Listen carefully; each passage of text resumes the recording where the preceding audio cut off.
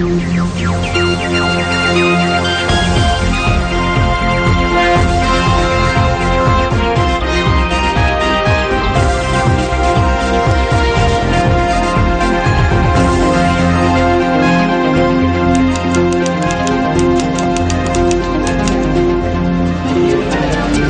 very good evening to you and welcome to Primetime News, coming to you live and direct from the Newsfirst newsroom here in Colombo. I'm Stephanie Lazarus. I'm Shanji Rampal. Very good evening to you. Let's start off with a look at tonight's headlines. 20th Amendment to the Constitution gazetted. Leader of the opposition finds fault with the United National Party. එක්සත් ජාතික පක්ෂය මේ පක්ෂත් එකතු කරගෙන මේක අනන්න හදනවා. 20ට විරුද්ධ නැහැ.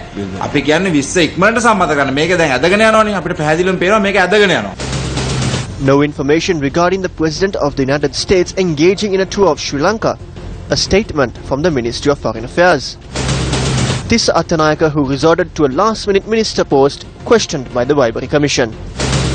Work at the Gampaha Municipal Council comes to a standstill over a coconut tree. First day of the first test between Sri Lanka and Pakistan suspended due to rain. In our top story this evening, the Gazette notification on the 20th Amendment of the Constitution has been published. Now, incidentally, the Gazette has been published in English. Sources at the government printer said that the document will be issued once the Gazette notification is translated and published in both Sinhala and Tamil. Meanwhile, various views were expressed by political parties today as well regarding the 20th Amendment to the Constitution. Cabinet මණ්ඩලයේදී ඔබ දන්නවා එක්සත් ජාතික පක්ෂය මේක 237කට එකඟ වුණා. දැන් අද ගිහිල්ලා ලැජ්ජ නැතුව You are aware that the United National Party agreed in cabinet to 237 parliamentary seats.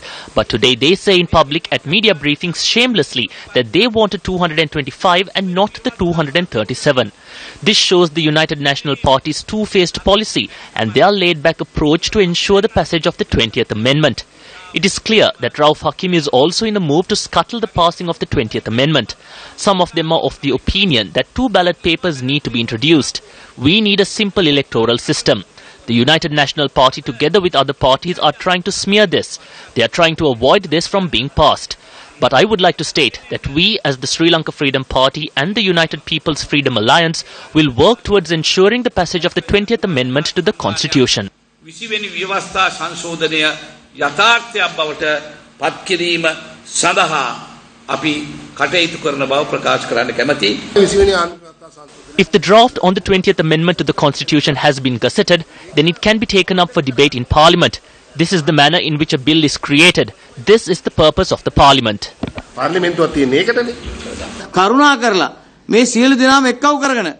Please rally those who brought victory to you and get the 20th Amendment to the Constitution passed. But now it is being said that when this is tabled in Parliament and passed, if you make us a promise, we have no issues of considering it. But this must happen.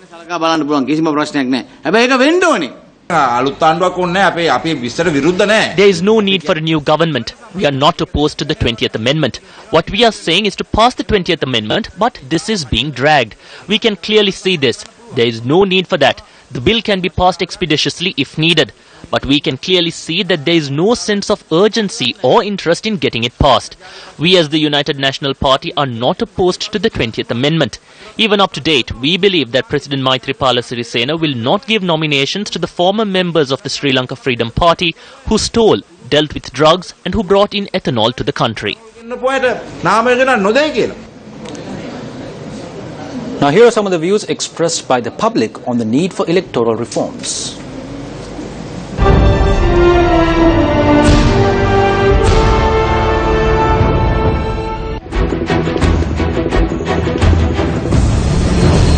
It should be done. It should be adopted because I support 20th Amendment. The struggle happens between just among the party members. So if we quit that situation, if we can base the so-called 20th Amendment on the basis of a mixed representation, just like a French system, okay, that would be ideal. I do think so because I think that by the 20th Amendment being enacted, we can give a place to the minorities because I think that the minority groups are poorly represented in Parliament. So with this amendment, I think that there will be better representation for them. preferential system and things like that. We have experienced that for the last 35 years, and it has so many bad effects and adverse effects on the society. So I think it's high time to get this passed by all the. I think all the members of the parliament must give their wholehearted support to this amendment. We are against the preferential vote system. My aspiration is that a fair election be called for and suitable persons be elected to parliament. There is no point in persons who have not even passed the O-level examination entering parliament. Intelligent persons need to be elected to parliament. This electoral system needs to be changed, and public representatives who will serve the village are required. Drug barons and persons involved in abuse are entering parliament again. We do not like it.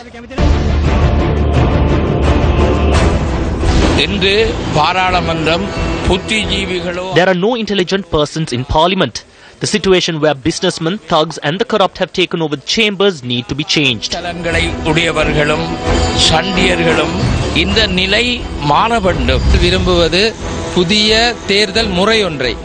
We need a new electoral system.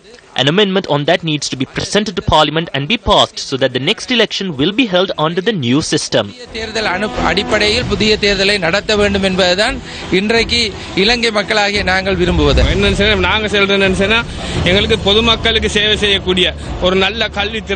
We need public representatives with a good education who will serve the people. There is no issue in a change in the election system. It needs to be people friendly.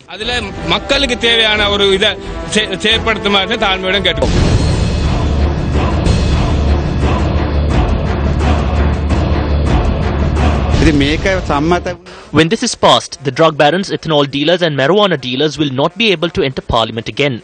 As the general public, we request that this amendment be passed rather than placing obstacles on its path. Today there is a culture where the ethanol dealers, marijuana dealers, drug barons and black money dealers are entering parliament and destroying this country. This situation needs to be changed. If this change is to take place, the 20th Amendment to the Constitution needs to be passed. Through this amendment, we will not see a system where no one will be held accountable to the people. The passage of the 20th Amendment to the Constitution will provide an opportunity for the people to elect an MP who will be accountable to the electorate.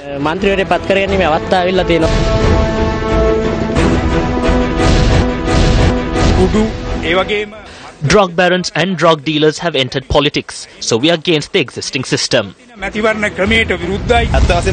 preferential vote system is something that is not required for Sri Lanka.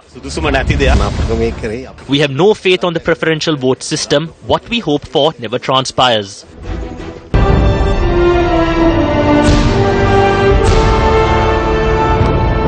Leader of the JVP, Anrukumar Dissanayake, says that his party is ready to face any electoral system. He made this statement addressing a conference at the Munragala Community Hall yesterday.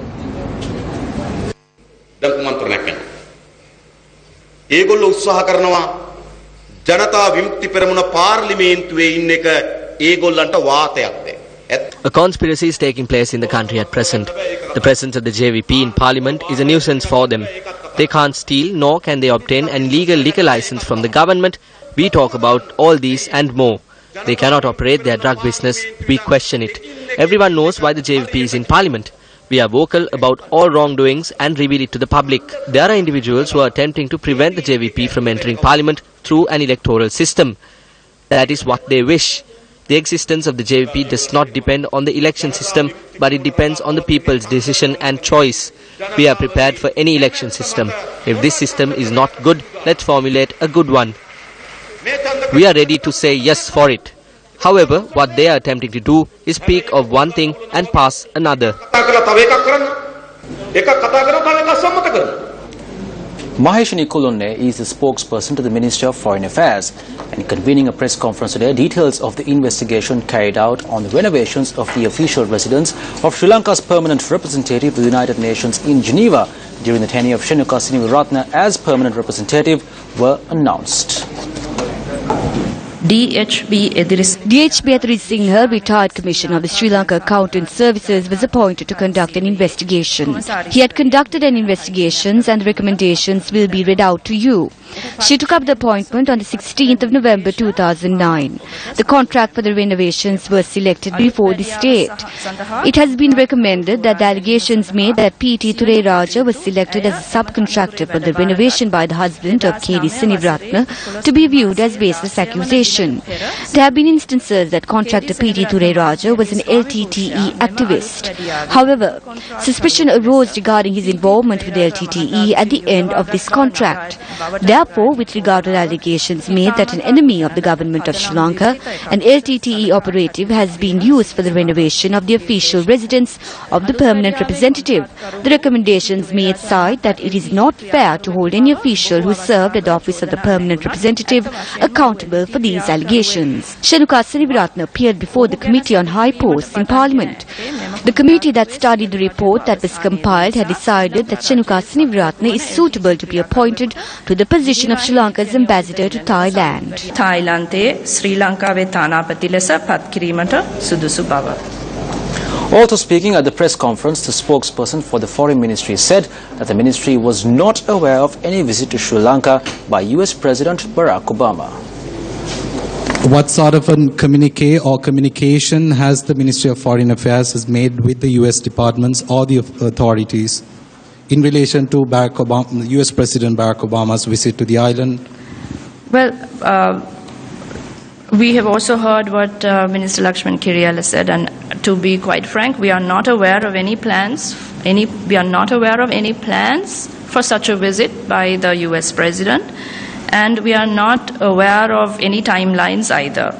But we understand that there may be a possibility that the President may be visiting Asia towards the end of this year. This is a possibility that we understand. And if there is such a possibility, of course, Sri Lanka would welcome the consideration of a visit, especially because no US president has ever visited Sri Lanka. But as I said, we are not aware of any plans for a visit at this time by the US president. Had the Foreign Ministry has held any discussions related to this matter? No. Questions were also raised at the press conference over the United Nations Human Rights Commission report on Sri Lanka due in September and on Sri Lanka's internal investigation on alleged human rights violations. The last government had same issues related to the alleged human rights violation during the conflict. And the present government did prolong or delay the report, which was supposed to be submitted earlier this year, to September. So what sort of a progress has the present government made regarding this report? The report will be submitted by the High Commissioner in September. And our assumption is that, as you have seen, the international community is also aware of the changes that are happening in Sri Lanka.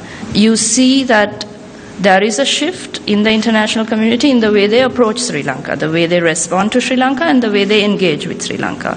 Which is why you also saw Secretary of State of the United States visiting Sri Lanka.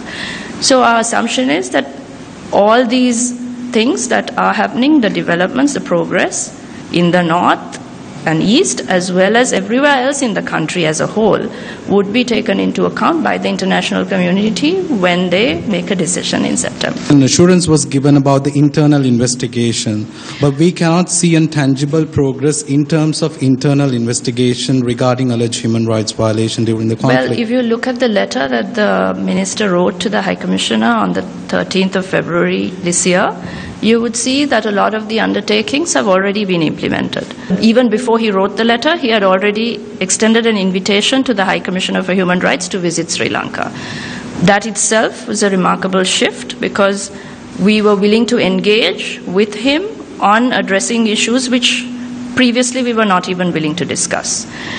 Two, we extended an invitation to the Working Group on Enforced and Involuntary Disappearances.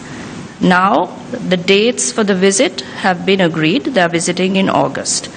The Special Rapporteur on the promotion of truth, justice, reconciliation, reparation, and guarantees of non-recurrence, he visited Sri Lanka, as you know, and we have held discussions with him, and we continue to remain engaged with him. Similarly, we continue to remain engaged with civil society in Sri Lanka as well as outside.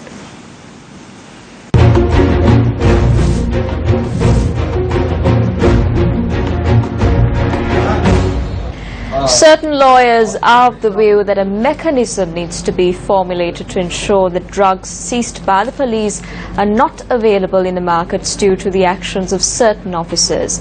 However, police media spokesperson ASP Ruwan Gunasekara said the risk of drugs leaving the possession of the officers persists only during the time of the raid and not otherwise.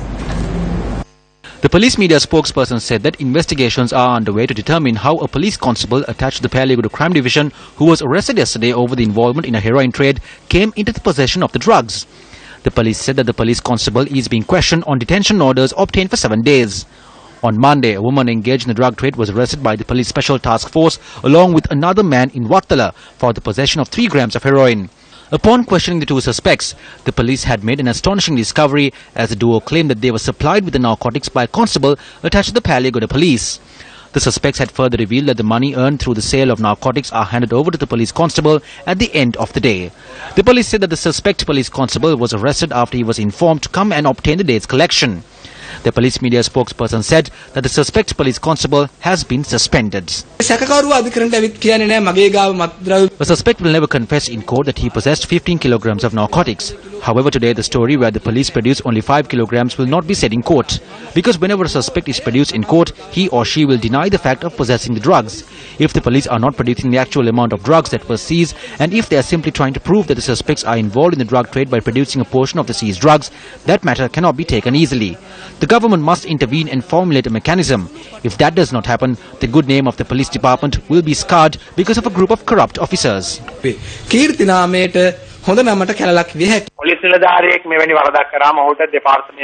If a police officer commits such an offence, he will not go unpunished by the police department. Strict action will be taken against such an officer. However, the drugs brought into the police station do not leave the station. If the drugs leave the premises, it has to be documented. Investigations have noted that this arrested police officer may have concealed little portions of drugs without submitting it to the police station.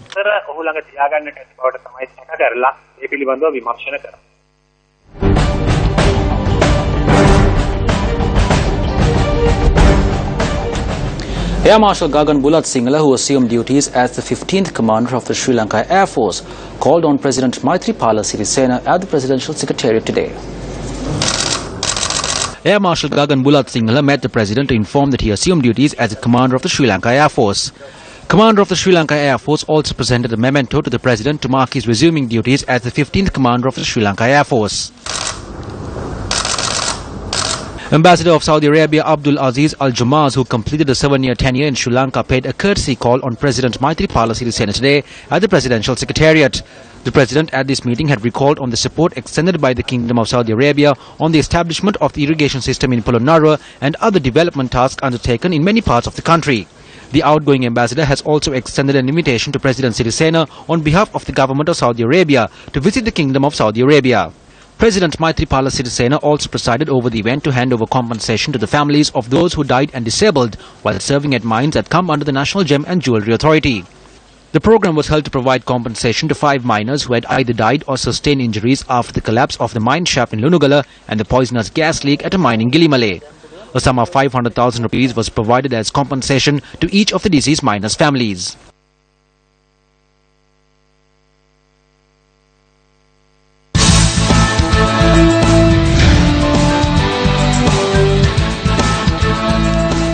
Former Secretary of the UNP, MP Tissa Attanayake, arrived at the Commission to investigate allegations of bribery or corruption today.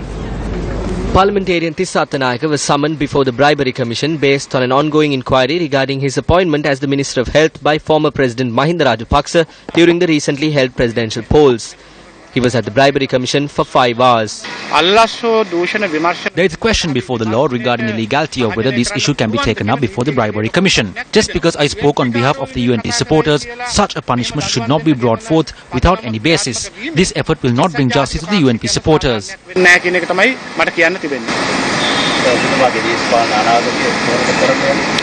I still think about my political future. I am careful at this juncture and would make a decision about my political future after a great deal of thought. Parliamentarian Sajin Divas Gunawardena and former Putlam District Coordinating Secretary for the Jatika Savya program attached to the Presidential Secretariat were further remanded till the 24th of this month. They were further remanded after being produced before Fort Magistrate Priyantha Leonage today. Parliamentarian Sajin Divas Gunawardena and former Putlam District Coordinating Secretary for the Jatika Savya program attached to the Presidential Secretariat were placed in remand custody for misusing 22 vehicles belonging to the Presidential Secretariat. Producing the suspects in court today, the Criminal Investigations Department said that one of the vehicles used by the MP under a false license plate was discovered in a garage in Narahempita. The CID informed court that further investigations have been launched as details of another 5 vehicles of the Presidential Secretariat are yet to be revealed.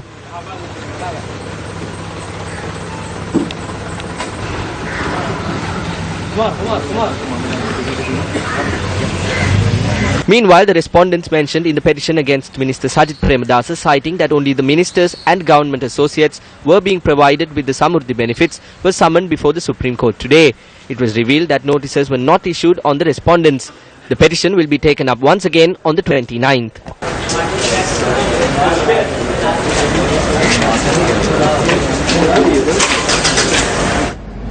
Minister of Housing and Samurdhi Sajith Premadasa says that he will face any challenge when serving the public.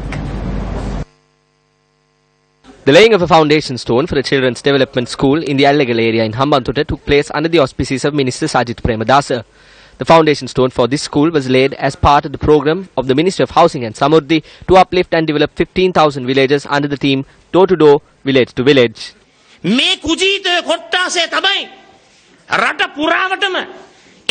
There is a group of persons that brought the ethanol culture, the drug culture, the casino culture, the culture of extortion, as well as the culture of molesting children and women to the country and placed the nation at the mouth of destruction. We do not fear these challenges. We will not run away from them. We are ready to face any challenge for the sake of the country, its development and its people. We are ready to even sacrifice our lives for it.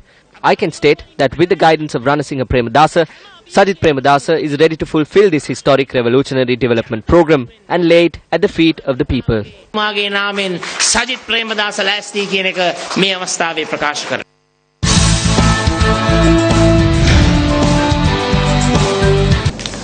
The Colombo Grand Mosque says that the fasting period for Muslims across Sri Lanka will commence. The month of fasting on Friday, since the Ramadan moon was not seen in any part of the country.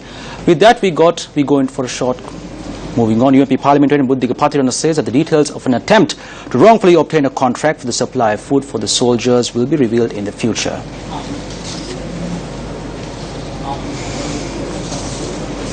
See in local news. A program was launched today to bring together all sections of society in order to condemn child abuse.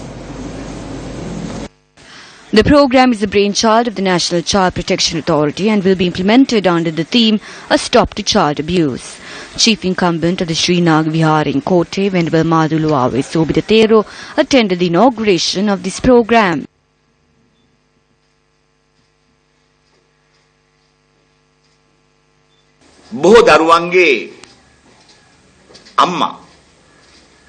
Some mothers go abroad leaving their children behind. Then there are instances when both parents are employed. Anger between the spouses can also be a reason for this. Children are engaged with tuition classes throughout the whole day. Then there are spas and massage parlors located all over the country. There are places that rent our rooms. Facebook is also a reason for the children to be drawn to such things. Child abuse increases on a daily basis. The sottishness of fathers and their addiction to drugs turns them into monsters, and the innocent children fall victim to such persons. The law of the land also needs to be enforced. A big responsibility lies with the Ministry of Education. If we do not band together and face this grave issue, the future of the children will be dark. The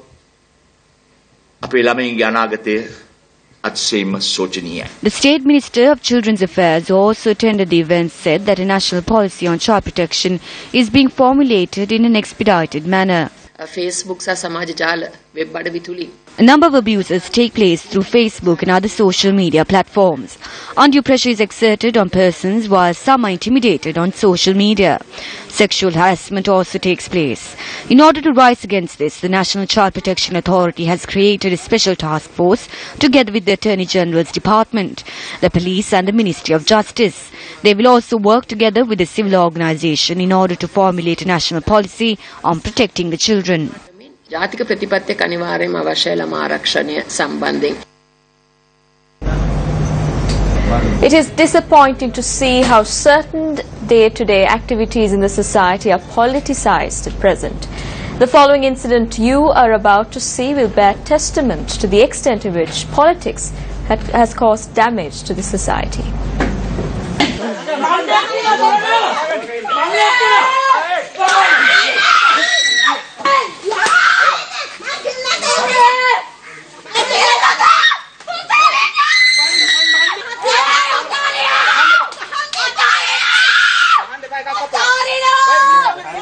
This incident was aired on the primetime news bulletin at 10 p.m. on our sister channel Sirsa TV yesterday. The altercation was a result of the efforts taken by the employees of the Gampa Municipal Council to cut down a coconut tree in the Vanatavatta area in Mudungoda.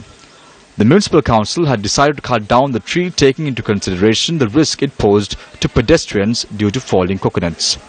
Since the owner of the coconut tree did not give his nod to cut down the tree, the employees of the Gampa Municipal Council arrived at the location flanked with the police. An employee of the Gampa Municipal Council and a police officer had been admitted to hospital with injuries during the altercation. A demonstration was organized by Municipal Council workers to condemn the incident. Employees also shied away from work today. Incidentally, parliamentarians also intervened in the matter. A heated argument arose between the Deputy Mayor and the Gampa District Parliamentarian Ajit Manamperuma. The police was influenced to release the individuals who were arrested. I urge you not to interfere into matters concerning local authorities, even if it is from the same party.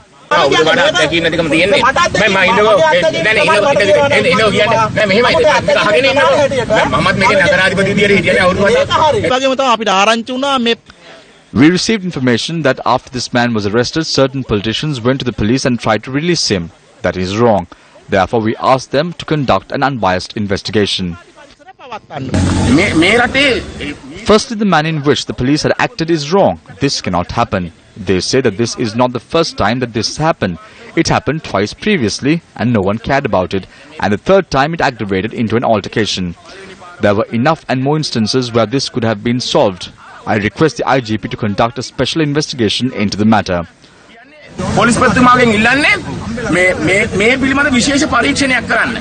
The Municipal Council workers had taken steps to cut the top of the coconut tree subsequent to the altercation yesterday. And that is how the tale of the coconut tree in Mudungoda ended. Still in local news, according to locals, the human-elephant conflict has risen to a more severe level in the Hambantota district as a result of outsiders coming in to the area and taking over state lands. Our correspondent in the area said that persons who have taken over lands have also set up electric fences around these lands.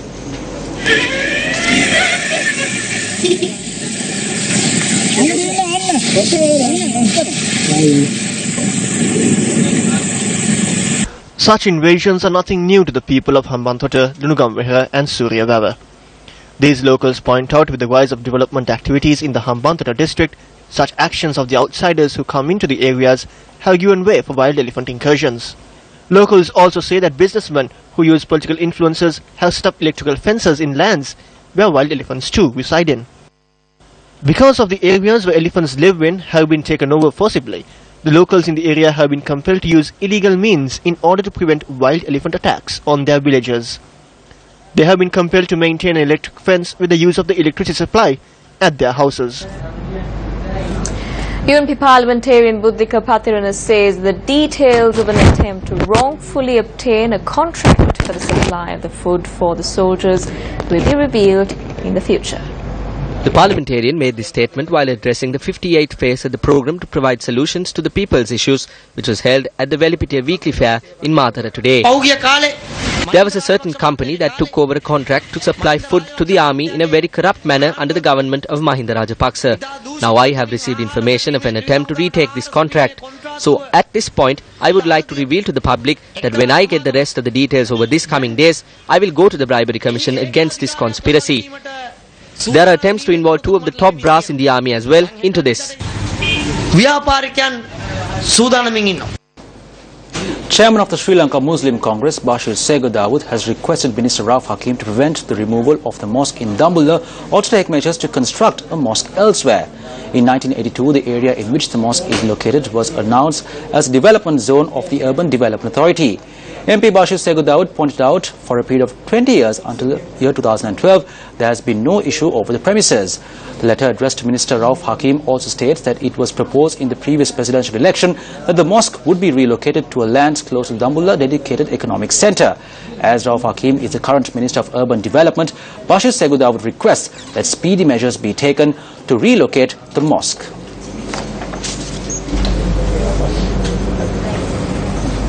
Meanwhile, Minister of Justice Vijaydas Rajapaksa says that the principle of a democracy is based on the concept of rule of law. He made the statement at the launch of 2 academic publications in the fields of strategic studies and law at the General Sir John Kothalavala Defence University today. When we say the norms and principle of democracy, restoration of democracy, upholding of democracy, or having a good governance, all those things are based upon one simple concept, rule of law. Nothing else that you need not have the exhaustive knowledge to get the meaning of this democracy. That is rule of law. What is important is you can't sell the justice. You can't deny. You can't delay. Either way, if there is any miscarriage of justice, then there is no rule of law. Before we head into sports news, in business news, speaking at the CIMA Business Leaders Summit yesterday, Deputy Minister of Economic Affairs and Policy Planning, Dr. Harsha De Silva, says that Sri Lanka will be the most competitive economy in this part of the world. So, going forward, we will try to create an economy that would be the most competitive economy in this part of the world. We want to have policies that provide the opportunity for you to make your business succeed by becoming competitive. And the way to think about it is very simple. Think of this equation: competitive factors multiplied by competitive processes equals a competitive economy. It's a very simplified way of looking at it, but if you are smart enough, you will then realize where government is going to be investing in, what industries might become or might grow faster than the others in terms of creating competition, competitiveness in the factors that we have.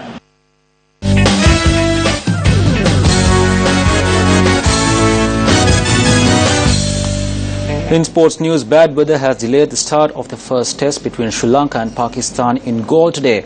Now, when the match referee inspected the pitch at 1:45 in the afternoon, it was decided that play will not take place today and the match is set to begin at 9:45 tomorrow morning. Covers were still on at the Galle International Stadium at 9:30 a.m., the time scheduled for the toss, as heavy rain lashed the southern coastal town. Sri Lanka and Pakistan are due to play 3 tests, followed by 5 one internationals and 2 T20 internationals.